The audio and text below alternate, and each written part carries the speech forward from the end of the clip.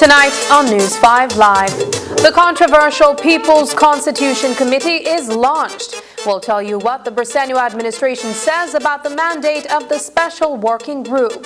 28-year-old Travis Navarro walked from a murder charge.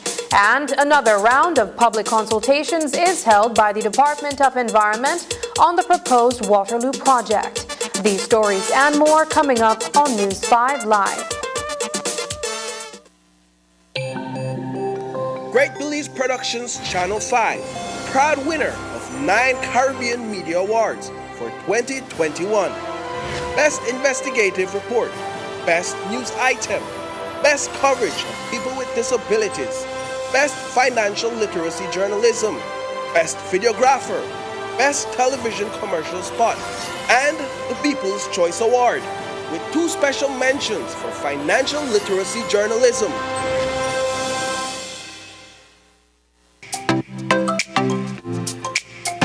Everyone, including our elderly, needs to stay connected with their loved ones. With Smart's Golden Citizen broadband program, senior citizens can sign up for 10 megabytes of unlimited internet at a low monthly cost of $25. Citizens over 65 can sign up with a valid ID and receive free installation plus 1 month free on selected broadband plans. Visit a Smart showroom near you for more information on how you can enjoy Smart's Golden Citizen broadband program. Smart, bringing people together.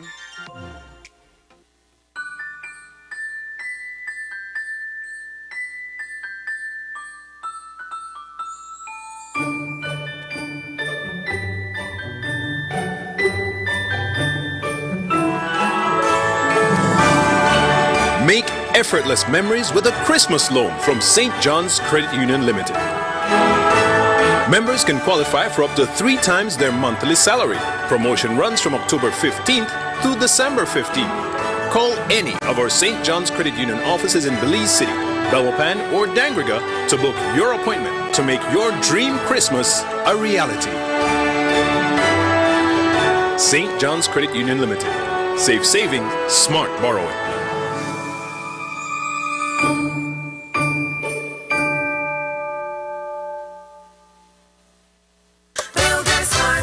Welcome to Builders Hardware. end of the year mega sale where you can certainly get what you are looking for. That's right, we're cutting costs and slashing prices across the store. This sale starts from October 15th until the end of the year. Enough time for you to plan, shop safely, and save some money. We're having a huge discount, 20% on paint and 30% and more on selected items, just for you.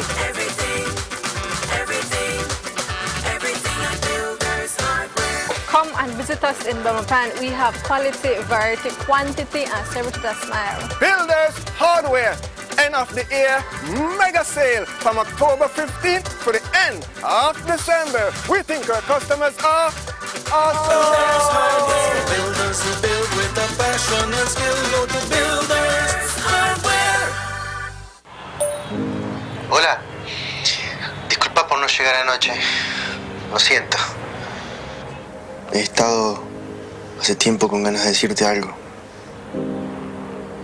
Últimamente estoy lidiando con mis problemas de salud mental.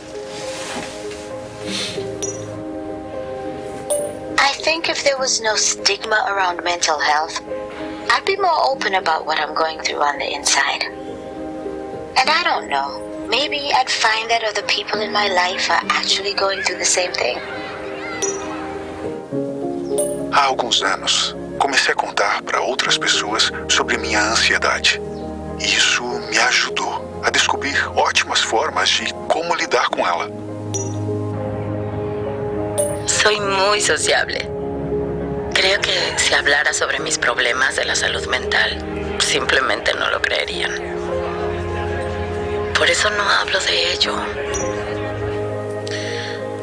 Me preocupa que si la gente se enterara de mi salud mental, pensarán que soy débil. Por eso me aislé. Pero creo que voy a cambiar esto.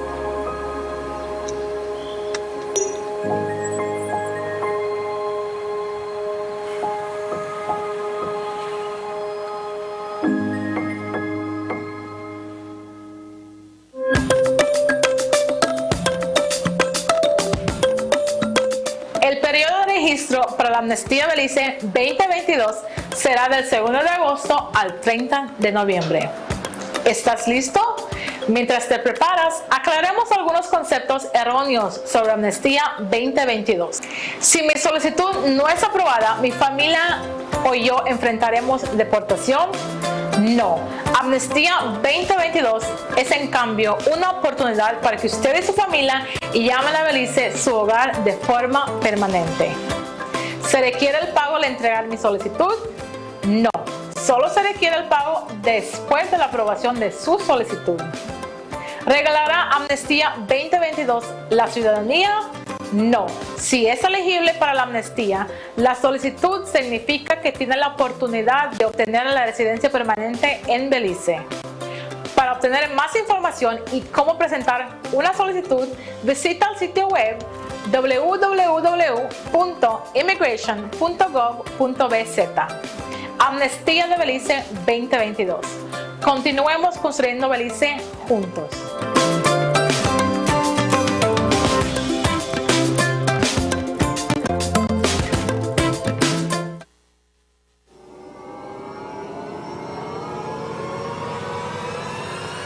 Social Security, transforming service delivery. My Social Security is your secure online account to manage all your Social Security information. My Social Security launched in March 2021 with registration service to apply online for new or replacement Social Security cards. Upgrades to My Social Security continues with a new look, enhanced customer experience, and its newest feature, Sickness Benefit Online Application. With My Social Security, you can create your account, log in, and take control of your Social Security information. This includes applying for a new or replacement Social Security card for yourself, child, or dependent. Make appointments online and submit your complete sickness benefit claim package. Our customer care team is here to provide you, our valued customers, with real-time support. Connect with one of our customer care agents through direct messages on WhatsApp, Facebook Messenger, or live chat, or follow our YouTube channel for more information, tutorials, and guides. A complete 360 view of your Social Security information is coming soon, which includes a new employer portal for employers, businesses, and self-employed persons, contributions history and statements, all SSB benefits, medical portal for registered doctors, and fingerprint enrollment all in one place. Social Security at your fingertips. The significant enhancement of service delivery to you is here. My Social Security.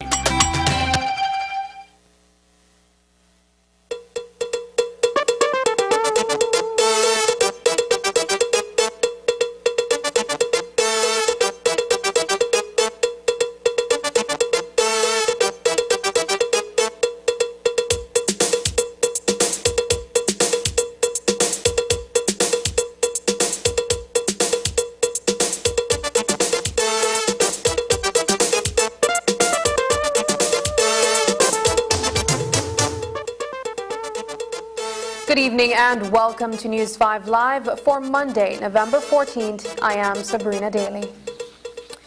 A giant leap has been taken in the process of drafting a new constitution of Belize.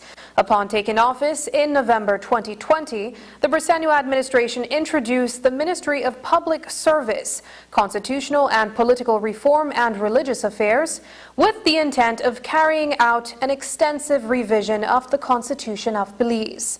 Earlier this year, they announced their intention to form a People's Constitution Commission and began taking applications from various groups across the country to make up the body.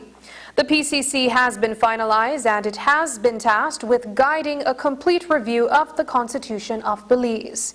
Today, the People's Constitution Commission was officially launched on the steps of the National Assembly building in Belmopan. It has been given 18 months to consult with Belizeans across the country on the necessary reforms. They will then present their findings to the Prime Minister in a final report, at which point those recommended changes will be taken to a referendum. All members of the PCC were officially sworn in during today's ceremony. Rewriting the supreme law of the land is no task that should be undertaken lightly. It can only be done at the right time and under the right circumstances. The mandate can only come from the people, and the people must be at the center of the process. Today, we believe as a government that the time for a people's constitution has come. In this, our 42nd year of independence, the Belizean people are taking a hard look at the systems and structures of governance, thinking about new ways to solve problems, graduating from representative government to participatory government. They want to accelerate and hopefully complete the process of decolonization. They want to own their independence. In April 1981, neither the Premier of Belize nor any member of the opposition was present in London at the Constitutional Conference which finalized the Belize Constitution. The country was deeply divided, and a state of emergency was in effect. Belizeans had no real say in making the Constitution, other than hastily held and poorly attended town meetings, where the majority of the time was spent deciding on national symbols. Very little information was presented to the people, and as historian Assad Schuman recently said in a newspaper article, the consultation was just a formality, as people were never given the opportunity to change the colonial constitutional framework. Since then, there have been several amendments to the Constitution, incremental reform, expanding rights, or curtailing government abuse. But, as a people, we have been limited in our efforts to expand substantive freedoms and create the conditions for genuine and sustainable development. The last time such a constitutional reform exercise took place, it was done by the Constitution Reform Commission back in 1999. The difference with the current undertaking is that the PCC has legislative backing. The Commission will also operate as an autonomous body, free of influence from the government of Belize. Former Belmopan Mayor Anthony Chanona officially took up his seat as chairman of the PCC today. Why do we need to invest our time, talent, and treasure in yet another round of consultations and constitutional review? Does the 1981 Belize Constitution, as amended 10 times, not mirror the core values of our society and fruit the laws which preserve and promote the Belizean way of life? The Belizeans' way of life, their right to peace and quiet, their right to feel safe from fear of crime and violence in their neighborhoods, their right to proper housing and not be condemned to an environment propped up with old boards, old zinc, and London bridges. It may be an inconvenient truth to find out why Belizeans refer to this state of squalor as London Bridge neighborhoods, but we'll leave that for another occasion. All Belizeans have a right to safe public transportation, affordable public health, an efficient public service, and their right to fight poverty, discrimination, and environmental degradation, and the list goes on. What then do Belizeans want to see in their constitution that is not there? If colonial relics are identified and recommended to be taken out, what are we to put in as our homegrown replacement remedies that would holistically address the needs, hopes, and aspirations of a beautiful and peace-loving people, Belizeans? In his remarks, Francis Fonseca, the Minister of Education, Culture, Science and Technology, encouraged Belizeans to become familiarized with the Constitution of Belize and to play an active role in the reform process. He called on high school and tertiary level students to become educated on the role of the Constitution in Belize's future development. We have an opportunity to move from social media activism and armchair criticism to real participation in constitutional reform, thereby determining how we are governed. Today I want to particularly encourage and challenge our university and junior college and high school students to organize, educate, and mobilize themselves for full participation in this process. Let us educate ourselves about the People's Constitution Commission Act of 2022. What is the composition, role, and purpose of the Commission? Let us educate ourselves about the Belize Constitution. How does it work?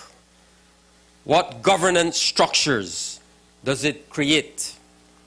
What are our fundamental rights and freedoms? What powers are enshrined therein? What limitations exist?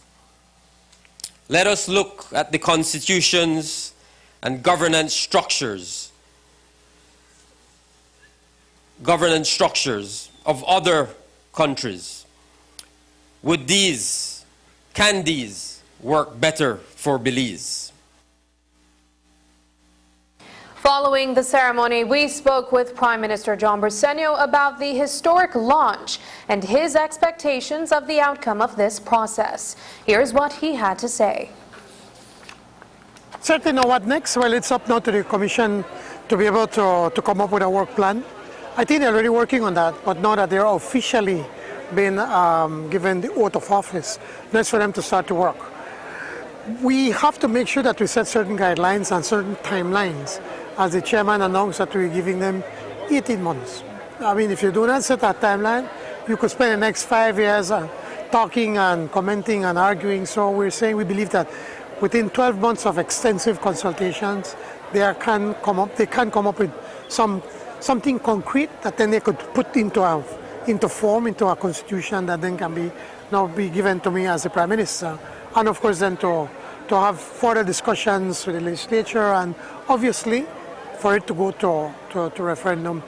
I'm quite excited about what's going to happen in the future and what shape or form we're going to take, if we're going to stay with the legacy of colonialism or we're going to get rid of it. That's for the people to decide. What's more important is for people to participate and for us to be able to find a way how we can deepen the democracy, whereby we can have more democracy and not less, where people can truly believe that they are part of the process, that they can be listened to, that governments can understand that when they're elected, that's not when it ends, that's when the real work starts. There is also controversy surrounding the makeup of the People's Constitutional Commission, as certain groups felt that their voices have been excluded. We asked the Prime Minister about those criticisms, as well as the approach that the PCC will take when there is a difference of opinions on critical issues. Here is how he responded. This is where I differ from what you're saying. I mean, they're totally wrong. Simply because the Commission as it is way too big. The Commission is not going to determine what's going to be on the framework of the Constitution. It is the people, so that everybody, every group, every individual, be it political party, religious, social, whatever it is, everybody will have an opportunity to be able to present their views. And then when you take all of the views together, then you extract what is workable and what can be fashioned into a constitution that truly reflects the will of the people. We cannot repeat the mistakes of, for instance, in the Caribbean, what has happened before, that you come with you do consultations, you present something and it's rejected. I think the biggest or probably the worst example, if you want to take, is Chile, where they had a constitution 400 pages long that the people then completely rejected. So the commissioners will have to be able to find a way how, if it is something that cannot fit, then they have to come with their recommendations. Or they can come to me as the Prime Minister and say, well, here we have two differing views and we could not get the Commission to agree. So here it is, and then you all decide how best you believe we can put it together into a legal framework that then can go on for referendum. Coming up, Travis Navarro walks from a charge of murder. Have you heard about the once daily pill that can help prevent HIV? Pre-exposure prophylaxis, also known as PrEP, is a once daily prescription medication that helps you lower your chances of contracting HIV. PrEP may not be for everyone, so speak to your healthcare provider to find out if PrEP is right for you. PrEP does not prevent pregnancy or other sexually transmitted infections, so it's important to use a condom every time you have sex and to get tested regularly. PrEP. It's something positive to help keep you HIV negative. You must be HIV negative to qualify for PrEP, so you need to get tested for HIV immediately before and every 3 months while taking the pill. So what are you waiting for? Talk to your doctor about your risk of HIV and find out if PrEP is right for you. Make staying safe a habit. Step up, PrEP up. To partake in the ongoing PrEP pilot project, which ends in December, visit Matron Roberts Polyclinic or the Belize Family Life Association in Belize City. What is Medriva? Medriva is the easiest and safest way of booking a taxi or delivery service. Here's a guide on how to use our services. Download the app, available in the Google Play Store and the Apple Store. Tap where you're going.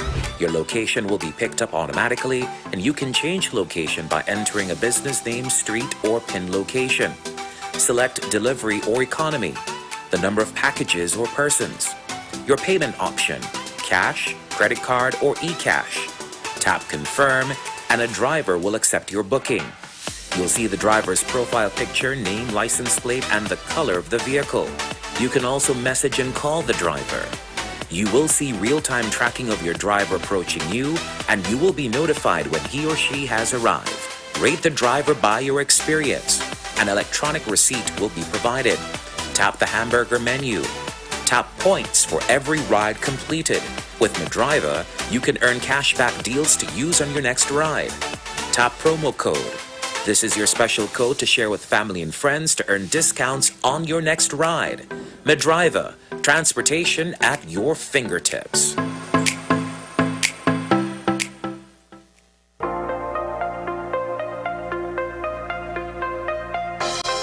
Welcome to Design Depot.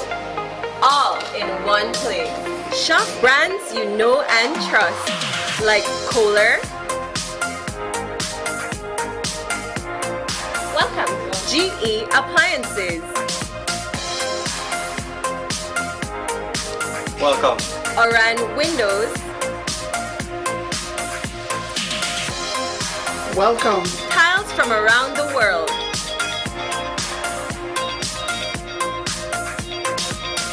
Welcome. Sherwin-Williams Paint and Coatings. Visit us today at mile 3 on the Philip Golson Highway or call us at 223-3768. Design Depot. All in one place.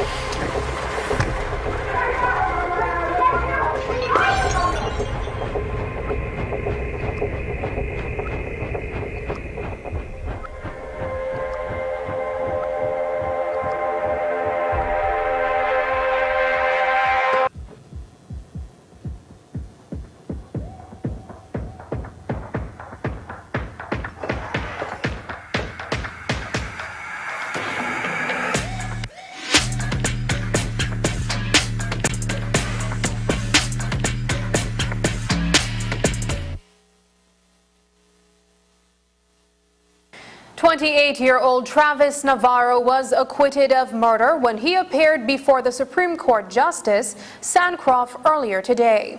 In 2013, he was charged for the execution-style slaying of 21-year-old Rajiv Gonges, the son of former chief meteorologist Dennis Gonges. Navarro was represented by attorney Oscar Salgado, who delivered the news that the DPP's office did not wish to proceed with the matter. According to Salgado, the Crown's main witness had initially given the police a statement in the wake of the murder. It is not clear what led to the nolle prosequi, but we understand that the witness was unable to cooperate due to his present mental state.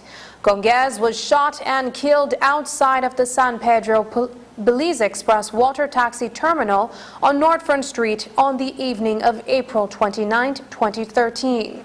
In September 2014, Navarro was indicted for murder and 4 years later was released on Supreme Court bail in the sum of $10,000. Independence Police are investigating a burglary that took place in Bella Vista Village over the weekend that resulted with the alleged thief being found dead inside a home he was attempting to break into.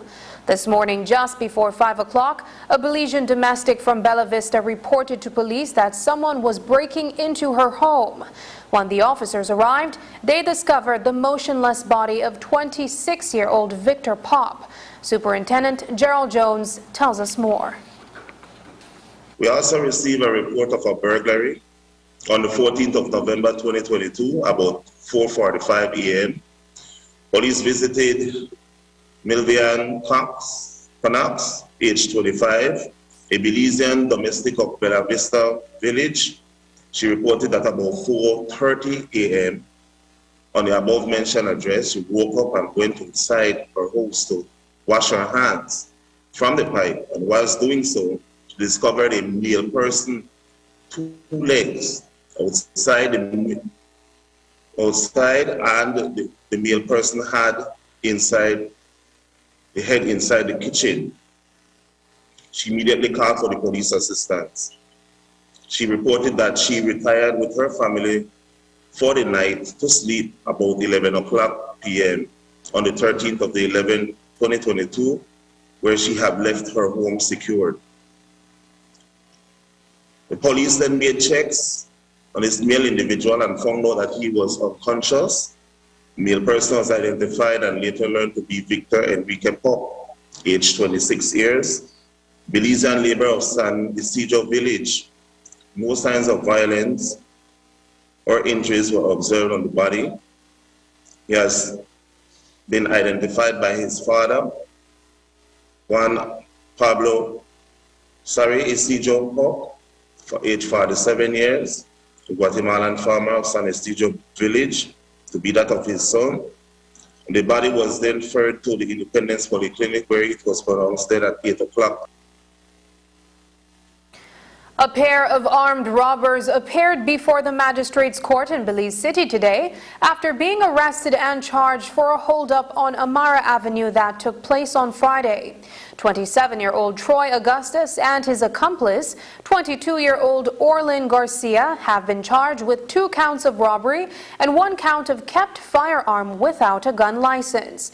The duo appeared unrepresented before a senior magistrate today, after which they were remanded to the Belize Central Prison until January 16, 2023. Here's more from the deputy head of the National Crimes Investigation Branch. Capel Chelani, age 25 years, a warehouse supervisor of number 36 East Canal, Belize City, reported that whilst he was supervising the unloading of a container on Amara Avenue, he was approached by 2 male persons who demanded his belongings, and he handed over a blue in color Samsung A12 cell phone valued at $700. Shots were fired by the accused individuals where they ran away from the scene. Quick response from the Precinct 1 support team led to the detention of these individuals fitting the description given. They were detained on Euphrates Avenue, Belize City, and they were found with possession of the item. The property was recovered, and police have since detained 1 Troy Augustus of a West Street address and Orlin Garcia of Iguana Street address in Belize City. Both persons have been arrested and charged for robbery jointly based on the information or the report that was given. A former police officer was the victim of a road traffic accident this weekend after he fell out of a vehicle near Blackmanetti village. 39-year-old Desmond Gordon was transported to the Carl Huster Memorial Hospital in an unconscious state after reportedly falling from the pan of a pickup truck. He received serious head and body injuries and remains in a critical condition. On Sunday, the 13th of November 2022, about 10:45 p.m., police visited the Western Regional Hospital emergency room, where one Desmond Patrick Gordon, age 39, Belizean ex-police officer of Blackmanetti, was seen with cut wounds to the forehead, on top of the head, to the right side of the left eye, and abrasions to both knees. He was listed in an unconscious state, was breathing heavily, and he was later rushed to the KHMH, where he is listed in a critical condition. police investigation continues into this matter. We will receive information that he was behind a truck when he fell out of the truck and he hit the pavement in the highway, causing the said mentioned injuries. After the break, 2 weeks later, millions of dollars in damages in various sectors in the wake of Hurricane Lisa.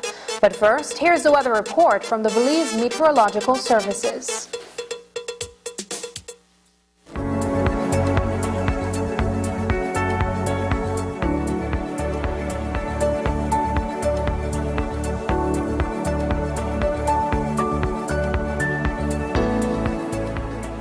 Good evening, Belize, and welcome to your weather report and forecast for tonight, Monday, November 14th.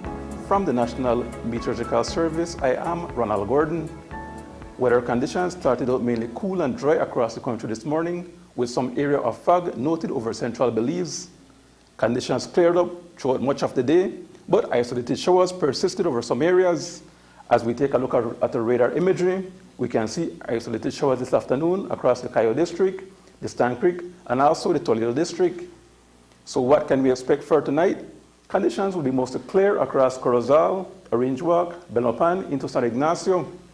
However, if you're along coastal parts of the country, for example in San Pedro, Belize City, all the way down south into Punta Gorda, it will be a bit more cloudier with a chance of isolated showers.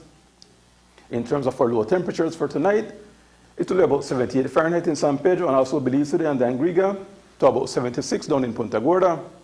If you're along inland parts of the country, your lows will be about 72 in Orange Walk and also Belmopan and San Ignacio. For tomorrow, we expect another mostly sunny day.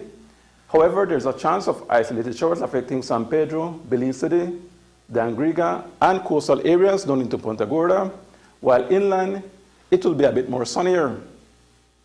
In terms of our conditions, your temperatures for tomorrow, those will be about 90 in Belmopan, 91 in San Ignacio, 90 in Orange Walk. Along coastal parts of the country, it will be a bit cooler with about 86 in San Pedro, Belize City, Dangriga, Placencia, and about 87 down south in Punta Gorda. So what can we expect for the next 4 days? We expect conditions to be mainly fair on Tuesday, with showers increasing on Tuesday night into Wednesday and Thursday, becoming even more on Friday, associated with a moist northeasterly airflow. As we look at our satellite imagery for today, you can see that actually you cannot see there's a cold front in this area that is currently stationary. Further to the north, there is another cold front that is entering the Gulf of Mexico. The second cold front will move across the Gulf of Mexico and become stationary over the southern Gulf of Mexico. The system is not expected to cross Belize. However, a high-pressure ridge developing behind this front will produce a moist northeasterly airflow that will increase rainfall as we progress into the week. Near Panama, Costa Rica, and Nicaragua, you can see some showers associated with a rather active intertropical convergence zone. Tropical cyclone formation is not expected over none of these areas during the next 5 days. In terms of our marine conditions, we're expecting winds out of the east and northeast at 5 to 15 knots for today, tonight, tomorrow, and tomorrow night, with waves of 2 to 4 feet and light chop sea conditions. In the astronomical conditions, there will be a high tide at 1:32 in the morning, a low at 9:46 also tomorrow morning, another high at 2 minutes past 4 tomorrow evening, and a low at 8:27 tomorrow night. Sunrise will be at 3 minutes to 6 tomorrow morning, and the sun will set at 5:16 tomorrow evening. The moon will set at 11:55 tomorrow morning and rise at 11:23 tomorrow night.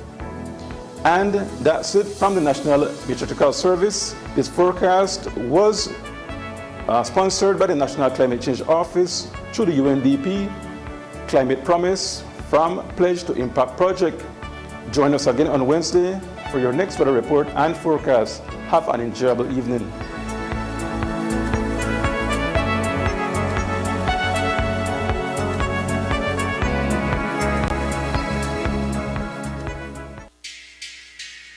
My lights, yeah. Go to my lights, go to my lights. You gotta go to my lights, yeah. I wanna shine, shine, shine, shine. I hit my lights cause that's my plan, plan, plan, plan. My lights have your favorite brand, brand, brand, brand. Just come with nothing in your hands, hands, hands, hands. My lights, and it goes on and on and on. It goes on and on and on, yeah. I wanna celebrate with my lights, sing yeah, yo, baby let's go. My lights, I wanna celebrate with my lights, sing yeah, yo, baby let's go. We going to the stores, but we gon' do right. We gon' light a life, only with my light. We going to the stores, but we gon' do right. We gon' light a life, only with my light. Say hello to DigiTV. Step into the world of digital entertainment. DigiTV gives you access to 100+ channels on your TV or your mobile device at unbeatable prices. Take your shows with you wherever you go. It's a new level of freedom. Enjoy your favorite entertainment, sports, family, Latin, and local channels. No more fighting for the TV remote. You can access whenever you want from 2 devices at the same time. DigiTV is for everyone.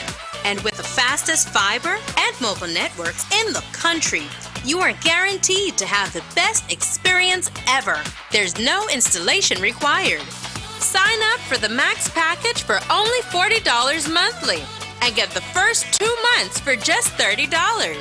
For a limited time, get 50% off a Fire Stick when you sign up. Download the DigiTV app from the Android or Apple stores. Just WhatsApp us at 608-8888 to sign up. It's that easy.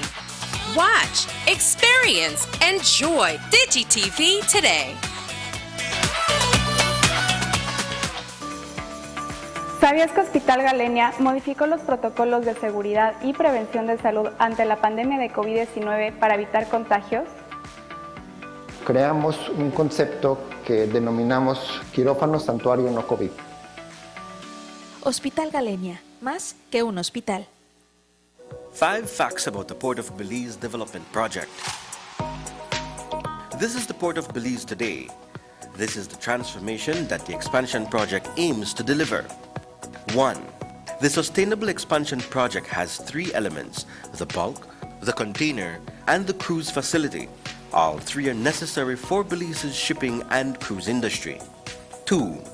Upgrades to the national port with newly developed sustainable bulk and cargo facilities benefit consumers and exporters. Reduced shipping costs will allow for savings to be passed on to the customers. It will also expand the export potential for Belize's manufacturers and grow the economy. 3. The Sustainable Cruise Facility is the only project that will bring cruise passengers and tourism dollars directly from the ship onto the ground in Belize City.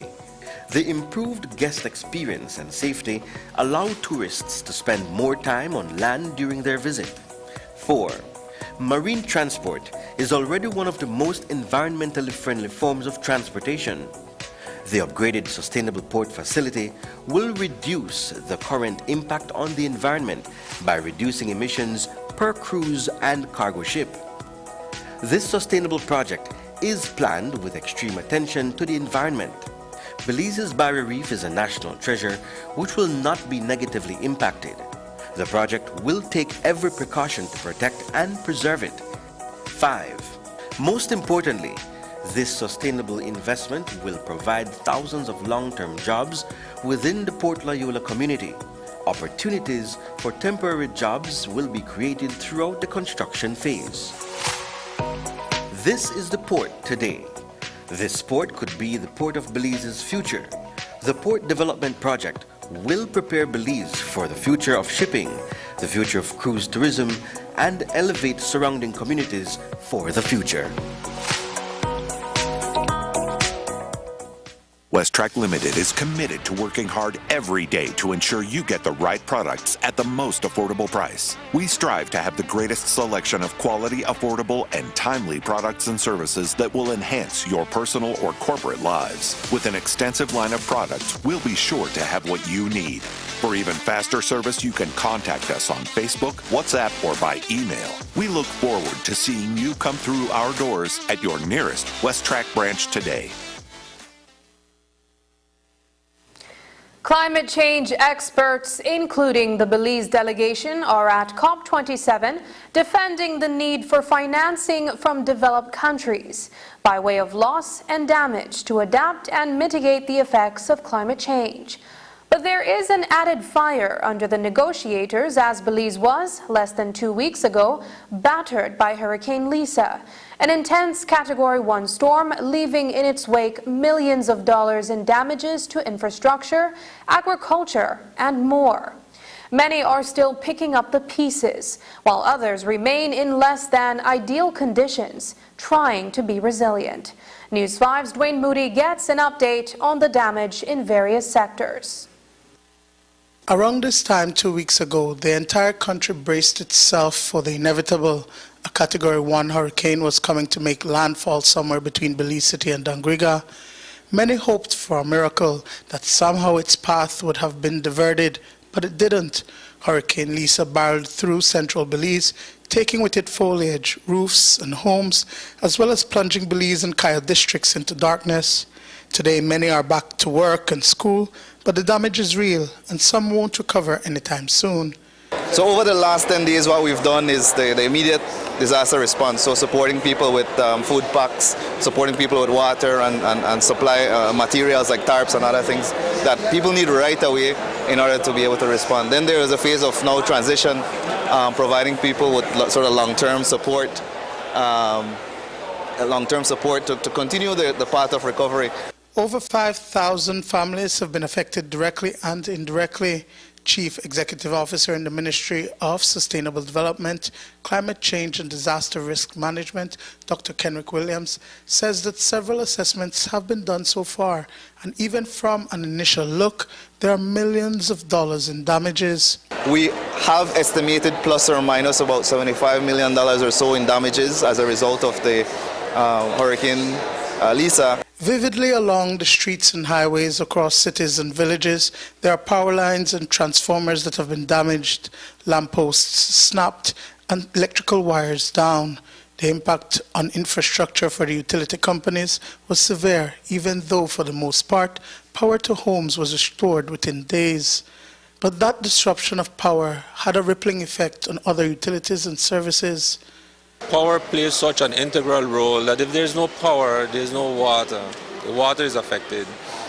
The telecoms industry is also affected. Small business owners, large businesses, we look at BPOs, always trying to keep their operations 24/7. But the reality is that if in terms of a natural disaster, if they don't have a generator, they don't have power.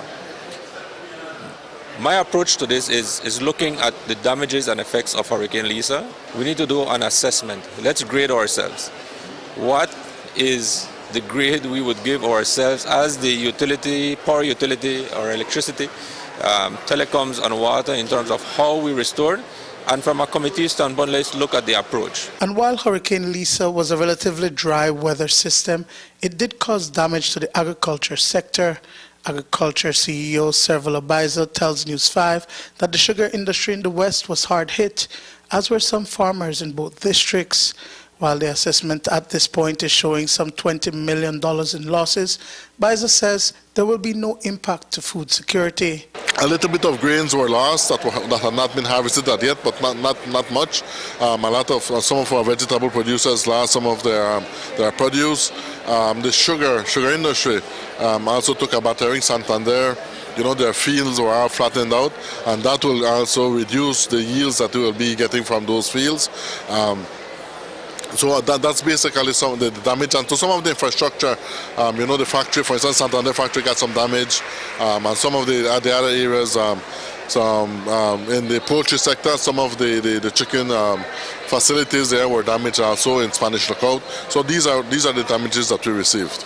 Are we expecting that this is going to trickle down to consumers in terms of there will be shortages of any of these producers? I don't view, at this moment, I don't see that happening. So what's the next step for the country during its recovery and ensuring that it is resilient against another storm of similar or greater magnitude? What is going to be important for us and what we want to do very differently is that we want to do very comprehensive damage assessment, which is not a rapid analysis of, okay, your house get destroyed, it's more or less cost this much, but we're looking at the broad scale. What are the damage for each sectors? So we're going to do some, we're going to use some methodology, the housing and building damage assessment tool from the United Nations Development Program, the UNDP, for example, do a full-scale assessment, because it can't just be building back, but it has to be building back better. So how do we ensure that the damage assessment influence things like codes and standards and that type of thing going forward? Dwayne Moody for News 5. They are the only two cities in Belize, and tomorrow one will be assisting the other in the wake of the damage and destruction caused by Hurricane Lisa. Mayor Sharon Palacio and the employees at the Belmopan City Council will travel to Belize City from as early as 6 in the morning to assist the Belize City Council with the ongoing cleanup. Today, Mayor Palacio told News 5 that she will be heading to the Old Capitol along with a busload of workers from the Belmopan City Council on Tuesday. Recruited our workers here, our manual workers, and we will take a day to go and support the efforts, the cleanup campaign of the Belize City Council. And in the press release that you received, I had there that I was going to have some students, and the idea would have been to inculcate in them what we call the spirit of volunteerism. And that was the big idea, and I was very excited about it. But at this time, it will not be possible, so that I'll have to save that for for another time.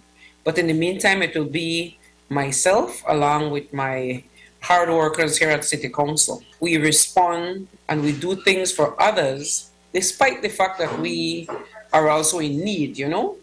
But I find it as something in my heart that I wanted to get done from the following day. But to organize it hasn't been that easy, because transportation, for example, I'm getting it donated. Food, I'm also getting that donated. And we're all ready to go tomorrow. As government leaders and climate change experts converge on Sharm el-Sheikh to negotiate a way forward in addressing climate change, others stationed outside the meeting rooms are engaged in peaceful protest. Hundreds of persons gathered on Saturday to express their concerns. Residents the world over are calling for immediate action as they continue to experience the harsh impacts of climate change in their communities. On Saturday, many joined in chanting for unity in the fight against climate change.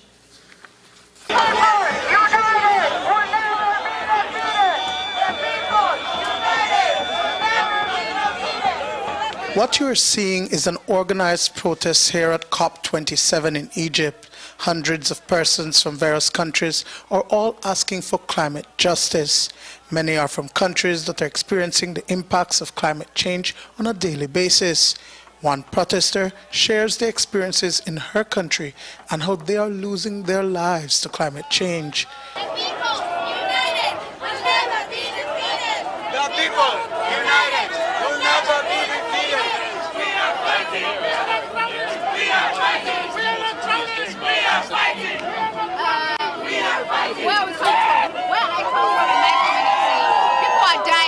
Flooding. In other communities in the neighboring areas, there's a lot of drought. Every day we sleep under being scared of how we wake up. So many times we're waking up underwater and water washing away our homes and our everything. We are losing our lives. Children are dying. Our futures are being destroyed every day of our lives. We can't live under this anxiety anymore. We can't live under the stress anymore. This is not something we can adapt to. We need to see that they give us post-pandemic reparations now, and now action needs to be done. Now we're running out of time.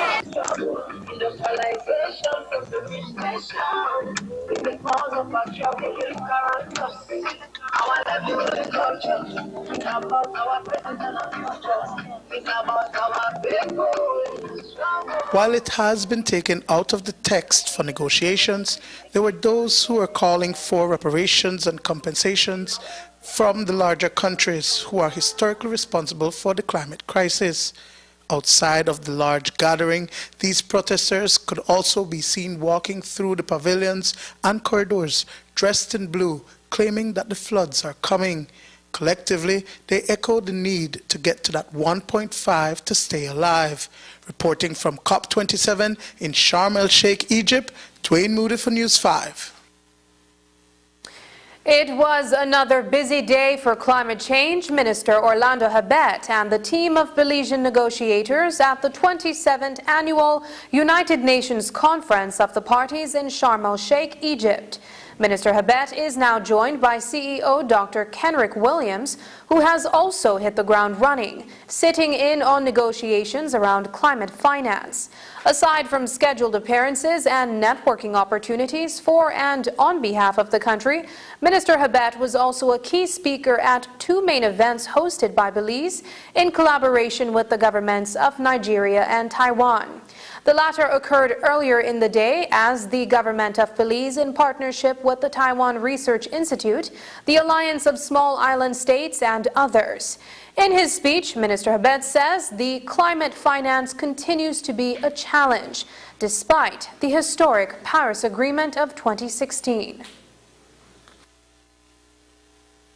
We have been discussing the finance-related issues under the UNFCCC process over many years, but with limited success as far as the vulnerable developing countries are concerned. If I may highlight the case of Belize, we are highly vulnerable to the adverse effects of climate change, especially with frequent and intensified extreme weather events. A few days ago, Belize was affected by Hurricane Lisa, and it is just a fraction of what we undergo as a developing country in the Caribbean, where we expend anywhere between 5 to 10% of annual budget on a yearly basis. Though we raise our voice for increased climate finance commitments and flows based on historical responsibilities, our efforts in climate action have always been ambitious. Belize was affected badly by an extended drought in 2018, affecting the lives and the livelihoods of a large portion of Belizeans. It also brought down our economic growth to a negative trajectory, which was later amplified by the pandemic. Amidst all the economic hardships, Belize updated the NDC targets with a higher ambition level, with broadening the coverage and the depth of its actions. We have estimated the total cost of implementation until 2030 as $1.9 billion, out of which we have secured finances of approximately $300 million. Belize has a daunting task of securing this broad gap in climate finance of $1.6 billion. Moreover, this figure does not account for the potential incremental nature of climate change impacts, human and institutional capacity enhancement requirements, and others. Knowing that bridging of this financing gap is challenging, Belize has taken few additional steps forward to make ourselves prepared for implementing our ambitious climate change priorities. We have carried out a comprehensive climate finance landscape study for Belize with a detailed analysis of climate finance amounts, sources, instruments, sectors, etc., to identify our strengths, to identify our weaknesses, challenges, and opportunities in accessing climate finance. Based on the landscape assessment, we have developed climate finance strategy to guide our pathway to access climate finance in an integrated and in a strategic manner. We have strengthened our local institutional architecture and systems related to climate finance while strengthening partnerships with our development partners in building the local capacity. Minister Orlando Habet also delivered the keynote address with the Nigerian Minister of Environment, Mohamed Abdullahi, at an official side event at COP27 in Egypt in the nighttime. The event, co-hosted by the government of Nigeria, the Initiative for Climate Action Transparency, and the Center for Clean Air Policy, addressed the role of transparency in driving climate action and finance. Transparency is an important aspect of climate finance, and we are glad to note that it has been now accepted widely by all the countries and stakeholders. Having clarity and transparency on climate finance is important for all the parties to ensure that we act urgently to implement climate action. Transparency mutually reinforces the climate finance-related decision-making capacities and mutual trust, which are important ingredients of collective climate action.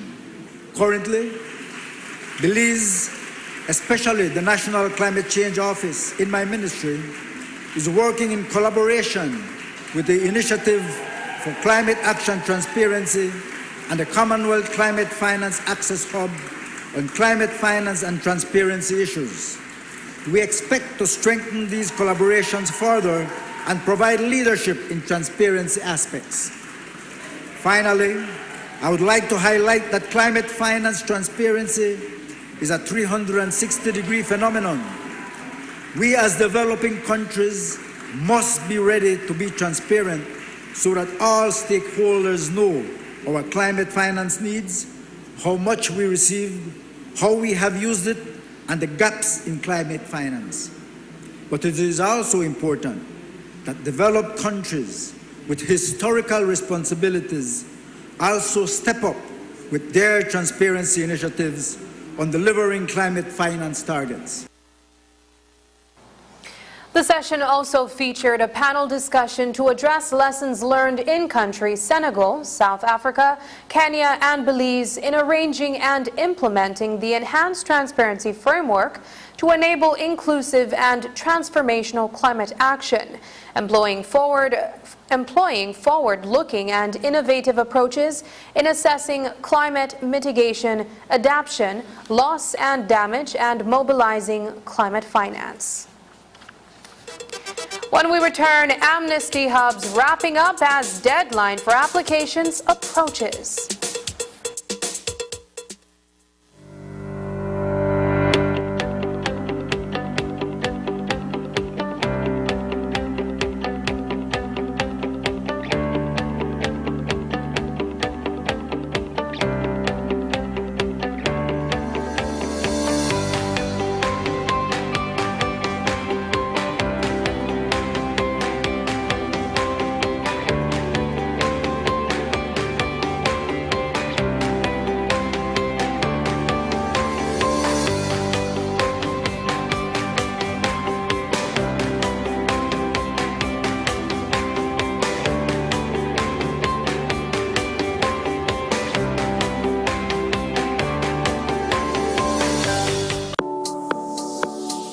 It's an massive season with massive deals and rewards at Penny's. From now through December 31st, earn double P-Bucks on store-wide purchasing every Friday and Saturday. That's right, 2 times the B-Bucks, which means 2 times the cash back when shopping at Benny's. Plus, get even more rewards with B-Bucks Builders on home goods, tiles, appliances, paints, and lights. And don't forget, there's also massive deals and discounts on tiles and the best brands in paints like Benjamin Moore and BH. Rewards, deals, B-Bucks. You can get it all this massive season. Only at Benny's, celebrating 75 years of quality and savings.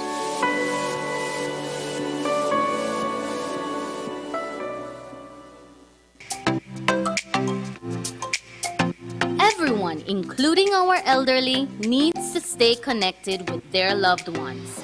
With Smart's Golden Citizen Broadband program, senior citizens can sign up for 10 megabytes of unlimited internet at a low monthly cost of $25. Citizens over 65 can sign up with a valid ID and receive free installation plus 1 month free on selected broadband plans.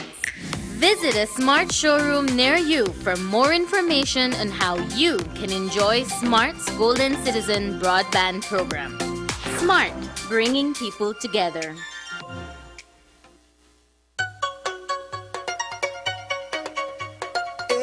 Scratch and Win would like to announce the launch of one new game loaded with new prizes. Your favorite game, the Loteria board game, is now a scratch game. La Chalupa, El Gallo, La Estrella. The new $3 ticket is called Loteria and has a top prize of $20,000. Ask your Scratch and Win agent for the new Loteria ticket to win up to $20,000.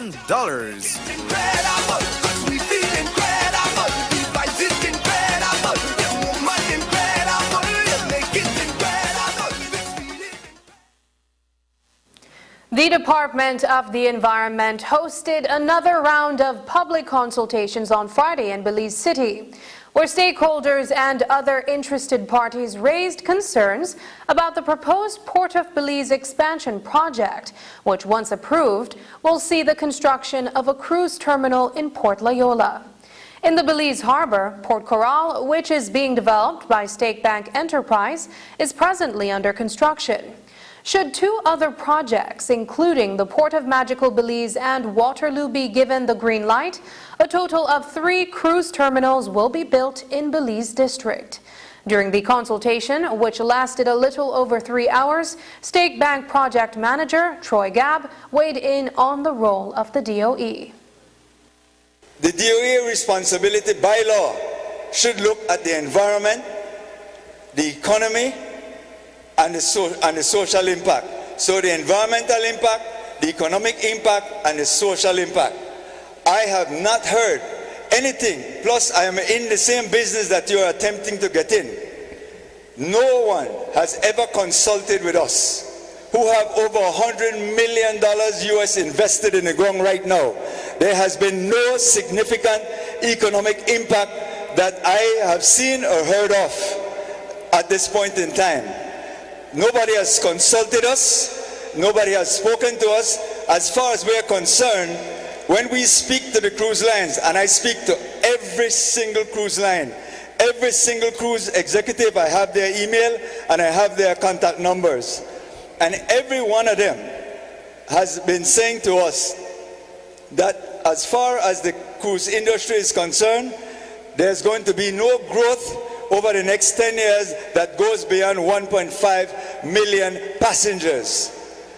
2, we keep hearing about the fact that if we build the port, there's going to be a huge amount of people coming.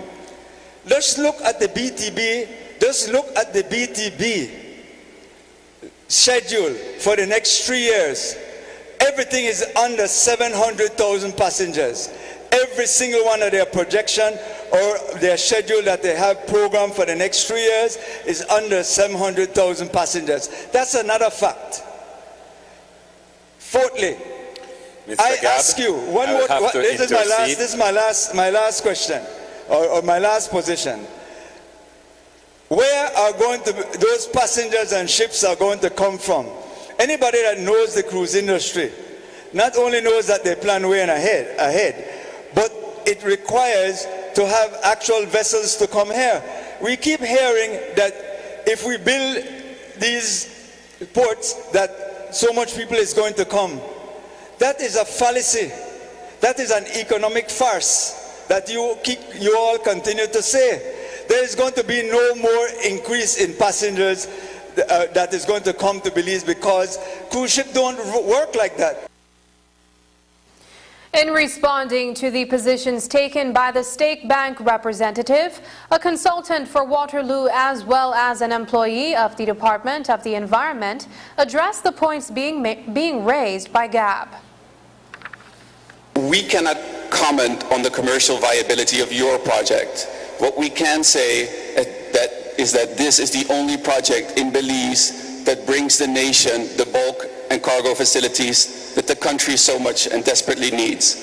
Secondly, this is the only project being proposed that proposes the much needed short-side berthing that the cruise lines want. If you've been talking to the cruise line executives, they've been saying that they require short-side berthings because they cannot tender anymore and they don't want that for their guest experience. We are also the only project that brings the benefits of cruise tourism directly to the communities that need it the most and the people of Port Loyola.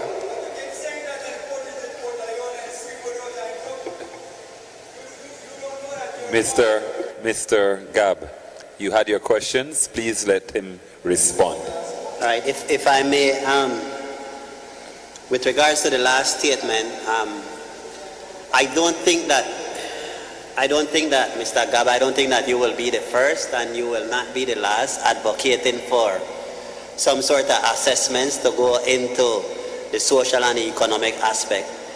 When you look at the environmental impact assessment, it says that the assessment should address key issues in relation to the social and the economic aspect, right? In general, the environmental impact assessment addresses environmental issues, right? It looks at the biodiversity, vegetation, geology, water quality, and of recent up until 2020, the outstanding universal value, right? We have acknowledged that while the information that was submitted in regards to the impact assessment initially submitted, our view is that the assessment of the outstanding universal value in terms of the project towards the World Heritage Site, that it is addressed systematically within the report. However, we were advised by the lawyers that it needs to be further improved, and hence we made the request to them that, listen, you need to go back and address the issue for the outstanding universal value. But I do admit, and I do agree, right, that we as in Belize, we surely do need to develop a legislation to address particularly the social and the economic aspects, something as robust as the environmental impact assessment. It's been running for slightly over 3 months since it was opened on August 2nd after the Emancipation holiday. But the deadline for the 2022 Amnesty program is about to come to its cutoff point. This coming Saturday, November 19th, has been chosen as that final date when, for the second consecutive weekend, Dolores Village in Toledo will host another Amnesty Hub. The event is spearheaded by the International Organization for Migration, IOM, and the Belize Immigration and Nationality Department. This past Saturday and Sunday, personnel from both agencies traveled to the far reaches of Toledo District to conduct one of their last hubs. News 5's Marian Ali went along and filed this report.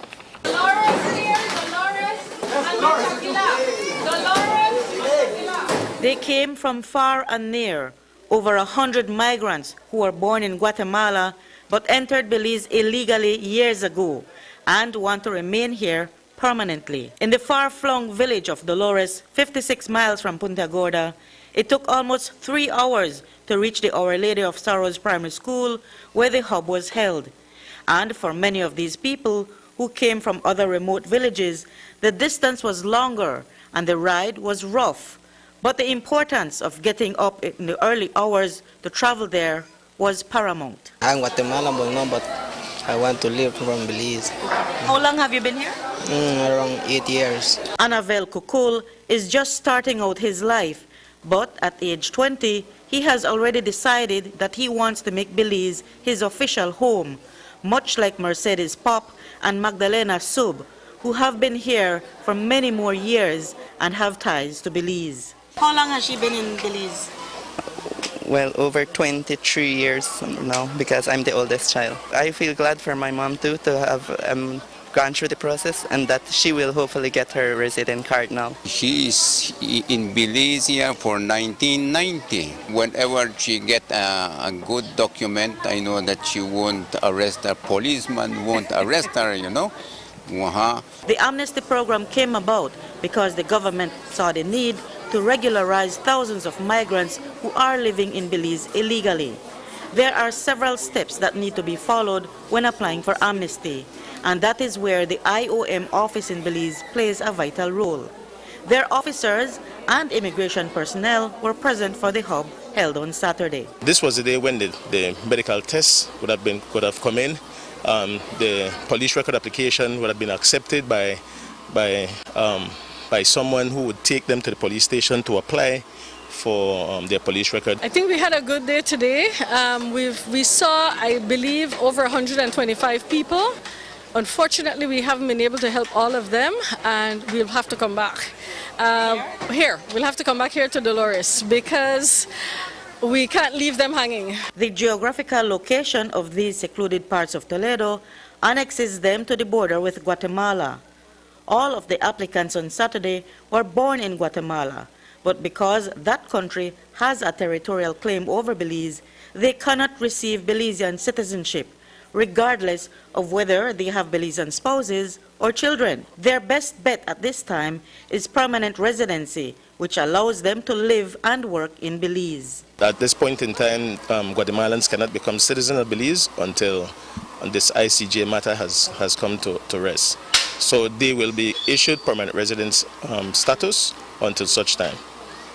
Then they can come back and... Then, well, they can after 5 years, if pending the resolution of that ICJ matter, they can apply for citizenship down the road. The date to complete all registration filings with the Department of Immigration and Nationality is November 30th.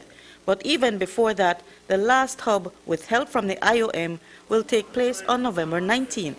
We had one scheduled for the weekend of the hurricane. We had to postpone it. That's this weekend, and now next weekend we are doing the final hub. The 19th is a holiday. It is a holiday, but Amnesty is closing on the 30th, so the holiday will have to come back another time for us. But there are an estimated 25,000 persons who are still living in Belize illegally who have not taken advantage of the opportunity to seek amnesty. Head of IOM's office in Belize, Diana Locke, says the lack of finance and transportation are the main factors why these migrants have been unable to apply. You came with us today. You saw the condition of the road, and that road has been repaired, and it was really bad. So imagine they don't have transportation on a frequent basis leaving these villages to come out. I do believe that there are lots of people out there that have not come forward because they don't have the money to do this part of the service, and neither do they believe they can pay at the end. Locke says her office has tried to encourage migrants who do not have money to still apply, and once they're approved, they can figure out how they would pay. But the number of persons who have made use of the program is believed to be only 1/3.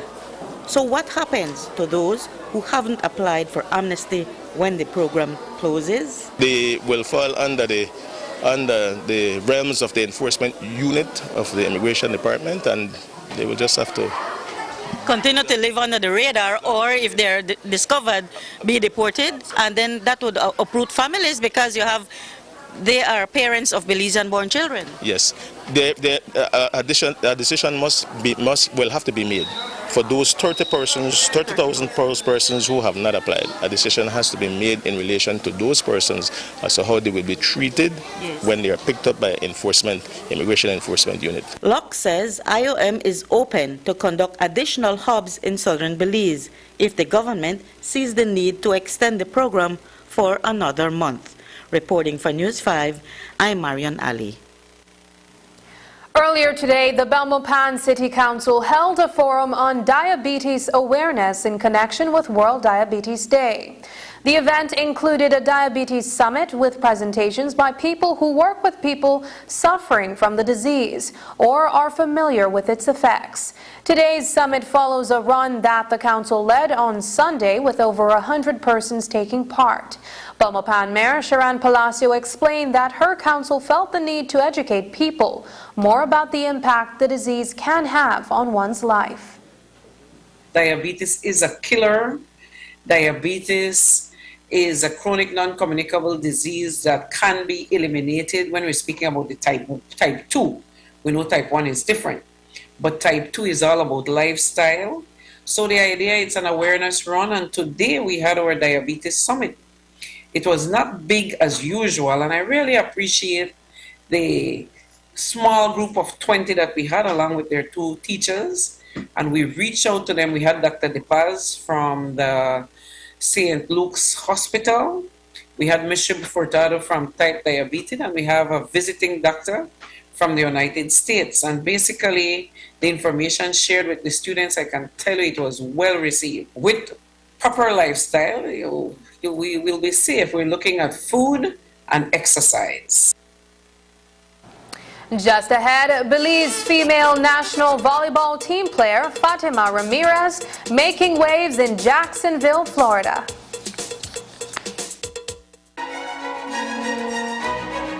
BWS was proactive and very responsive to the restoration of services, especially in vulnerable areas impacted by Hurricane Lisa. As part of our social responsiveness, BWS collaborated with the Belize City Council in cleanup efforts to remove debris and get the commercial city back to its natural economic state. As a responsible corporate citizen, BWS also ensured key accounts such as hospitals and other relative industry were provided needed water. Additionally, we donated $15,000 to the Sister Cecilia Home for the elderly to assist with the reconstruction of the home. BWS takes this opportunity to thank all of our valued customers for their patience and collaboration during the restoration process, as it takes this type of resilience to rebuild the affected areas. The board and management thanks our employees for their dedication and willingness to respond during this challenging time. Belize Water Services, delivering water and more. ¿Sabías que Hospital Galenia modificó los protocolos de seguridad y prevención de salud ante la pandemia de COVID-19 para evitar contagios? Garantizamos contener a los pacientes que allí estamos manejando y disminuir riesgos de infecciones para el resto del hospital. Hospital Galenia, más que un hospital. Taking its name from the venerable father of the nation, the George Price Highway stretches 77 miles from Belize City to Benque Viejo. Originally built in the 1930s, this cross-country highway system is the artery that links Belize to Central America at the western border with Guatemala. That connection facilitates overland trade, supporting Belize's economic development. Winding its way across the scenic countryside, the George Price Highway, from Roaring Creek to Esperanza, has been fully reconstructed to meet international standards, with particular emphasis on road safety. A shorter and hassle-free commute is best enjoyed when everyone obeys the traffic laws. To reduce the number and frequency of road traffic accidents, it means that a seatbelt must be worn at all times and the speed limit observed when traveling along the highway. It also means that pedestrians must use sidewalks and crosswalks where available. Buses should only board and discharge passengers at a designated bus stop. Road safety is everyone's responsibility. It begins with you. How are we to measure the success of our lives? For many, an ordinary life should have the following: a job, a house, enough money to buy a new car. But what if we threw out the ordinary? What could escaping ordinary at our jobs do? How about for our marriages? What if I told you we could all be escaping ordinary? Join us as we begin our new series.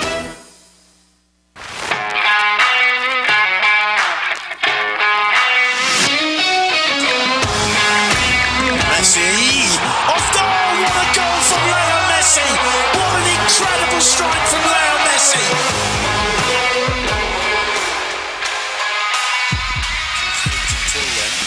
Neymar and Messi is standing over this. Messi. Great entertainment stays with you, and we bring you great entertainment. Next Gen, the ultimate digital experience.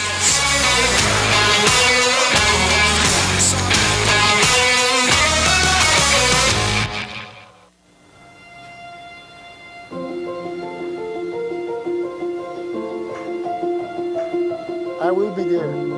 Thank you so much. Why are you so excited? Let me tell you a secret. I just got off the phone with Santa.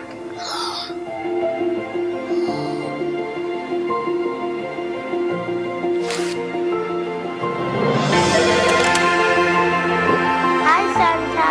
For Christmas, I want a pea shooter, a football.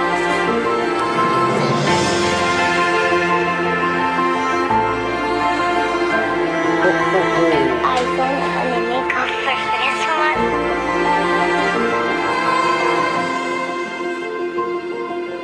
Oh, come on. 1 second.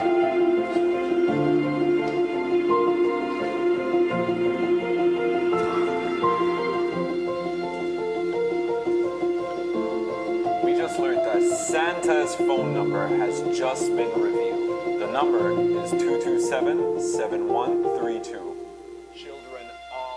I'm sorry, Dad. I shared Santa's phone number.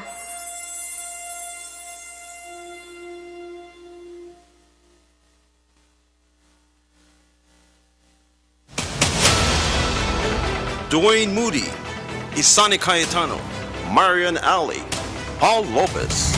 Your News 5 Belize teams do whatever it takes. Go wherever they need to go, so you can catch the story wherever you are, whenever you want, on whatever device. Channel 5 Belize on television, Facebook, Instagram, and YouTube. Because news is now everywhere, all the time. And so are we.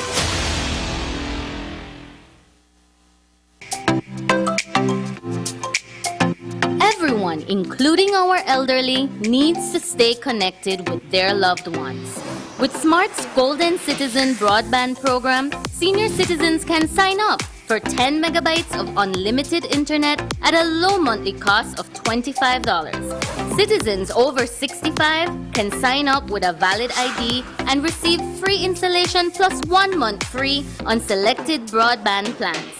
Visit a Smart showroom near you for more information on how you can enjoy Smart's Golden Citizen broadband program. Smart, bringing people together.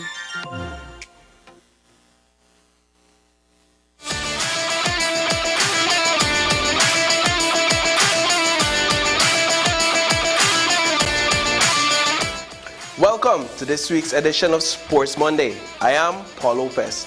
Let's kick this week's coverage off with our Player of the Week.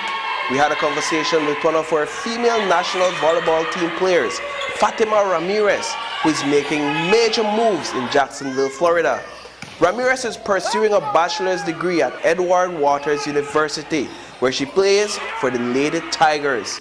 Only recently, she was recognized as the Player of the Year for the Southern Intercollegiate Athletic Conference. She led her team to the SEAC Championships, where they were crowned the sub-champions. Here is what Ramirez told us about her journey. I have gotten many different volleyball individual awards, but I think this one means the most to me because I started out this season with zero confidence. Like, my confidence was really to the floor after coming out that national team tournament when we lost against Guatemala. Like, my confidence was really, really low.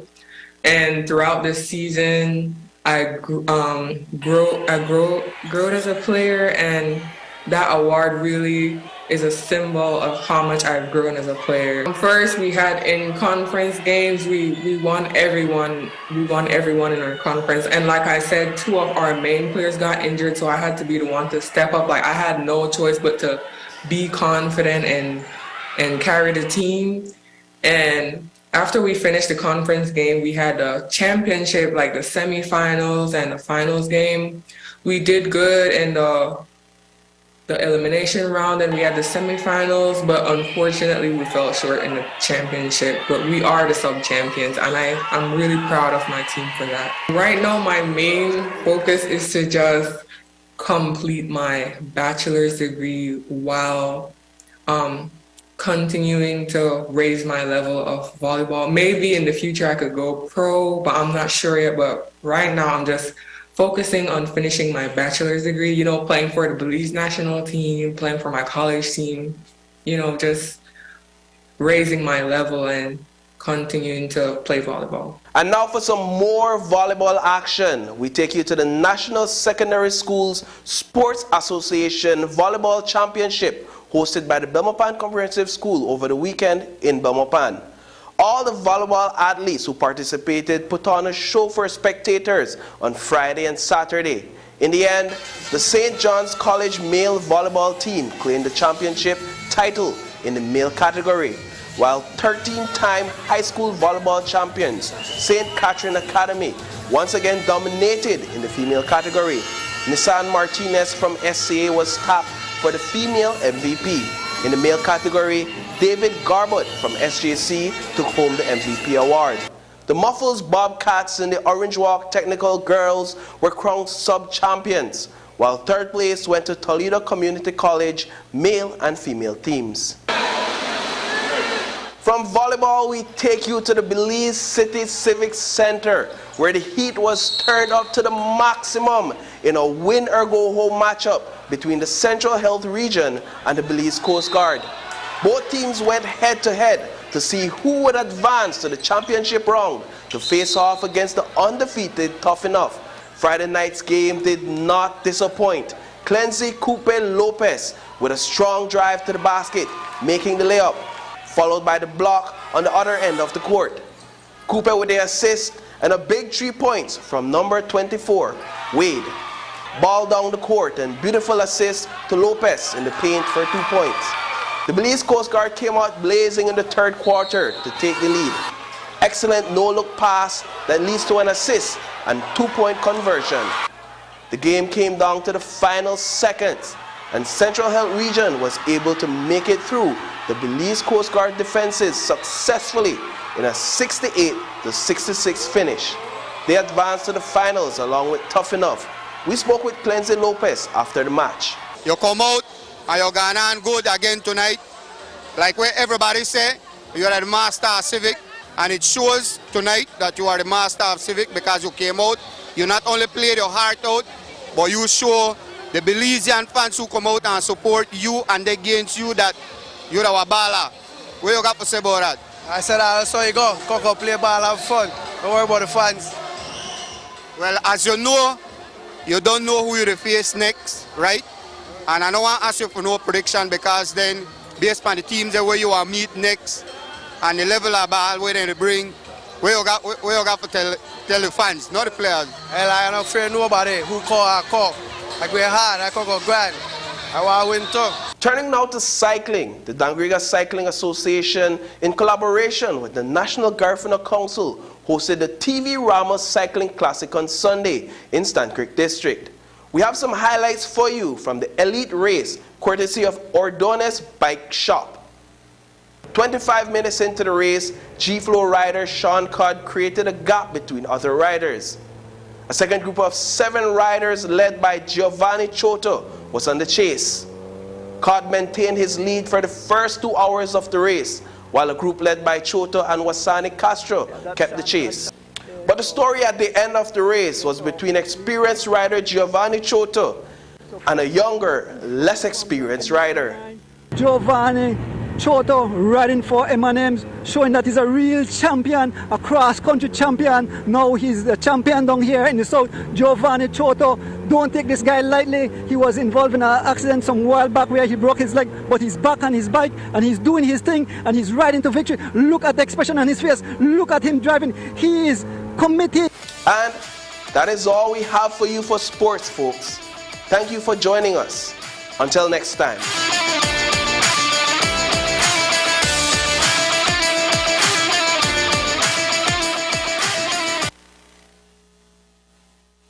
And that's the news.